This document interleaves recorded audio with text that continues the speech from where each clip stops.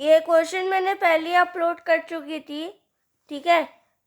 इसका आंसर है C6H12O6।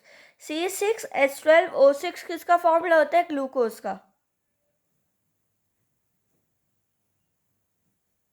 ठीक है।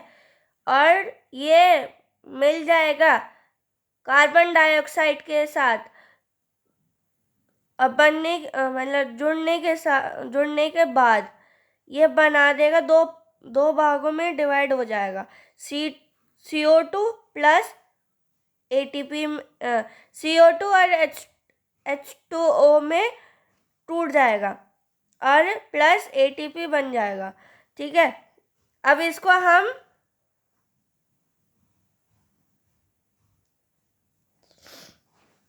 हम वो करेंगे,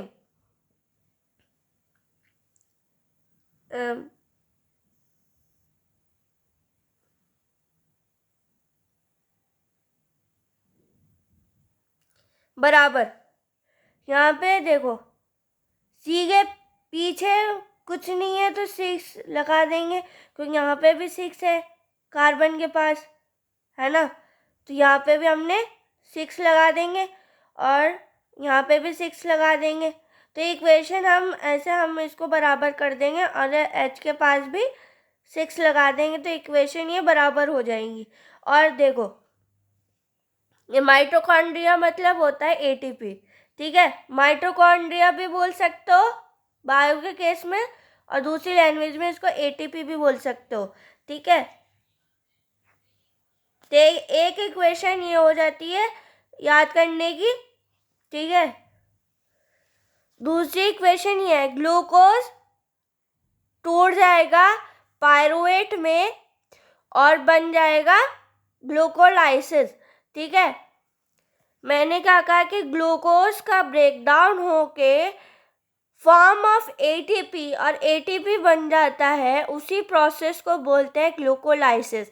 मतलब ये कहना चाह रही हूँ कि ग्लूकोज जो होता है ना, जिसका फॉर्मूला होता है C6H12O6, जब ये ब्रेकडाउन हो जाता है ग्लूकोज, और ग्लूकोज जब ब्रेकडाउन होकर ATP बन जाता है, और ATP बनने के बाद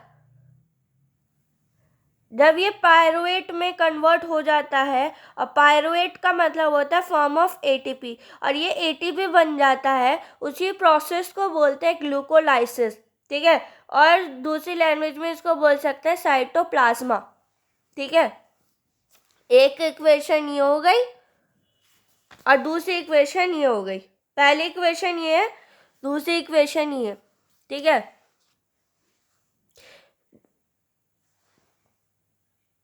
तो आपको इक्वेशन बी में पूछ रहा था कि रेस्पिरेशन को शो करना, एनारोबिक रेस्पिरेशन को इक्वेशन के थ्रू आपको शो करना था, तो ये हमने शो कर दिया, ठीक है। ये जो होता है ना, C6H12O6 टूट जाते हैं CO2, और CO2 प्लस H2O और ATP बन जाता है, ये अनारोबिक रेस्पिरेशन है, ठीक है। लिख देना अनारोबिक रेस्पिरेशन, यहाँ पे लिखना this process is called anaerobic respiration, ठीक है। मैंने लिखा नहीं है, आप लिख देना। Which type of a blood is collected by the right artericle and left artericle of the human heart, ठीक है। B है, which blood vessels carry oxygenated blood and deoxygenated blood to the heart, ठीक है। Oxygenated blood वो होता है जो oxygen को लेके जाए, मतलब ऑक्सीजनेटेड ब्लड वो होता है जो ऑक्सीजन को बनाए, उसको बोलते हैं ऑक्सीजनेटेड ब्लड।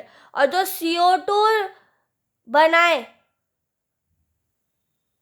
देखो सिंपल सी चीज है, ऑक्सीजन है, ऑक्सीजनेटेड है मतलब ऑक्सीजन बनना है, और डीऑक्सीजनेटेड मतलब CO2 बन जाए, उसको बोलते हैं डीऑक्सीजनेटेड ब्लड, ठीक है।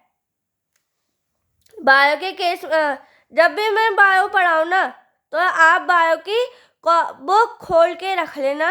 और ये हार्ट पढ़ा रही हूँ, तो प्लीज़, ये चैप्टर का नाम है ब्रीथिंग एंड एक्सचेंज।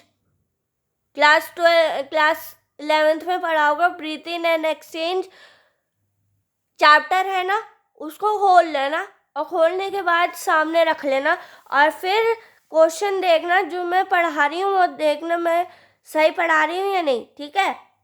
क्योंकि मैंने 11th पढ़ रखी है, तो मुझको पता है कि ऑक्सीजनेटेड ब्लड क्या होता है और डीऑक्सीजनेटेड ब्लड क्या होता है। क्योंकि आई एम अ प्योर, बहुत अच्छी बायो की स्टूडेंट हूँ और रहूँगी आपकी फेवरेट, और ऐसे ही पढ़ाती रहूँगी।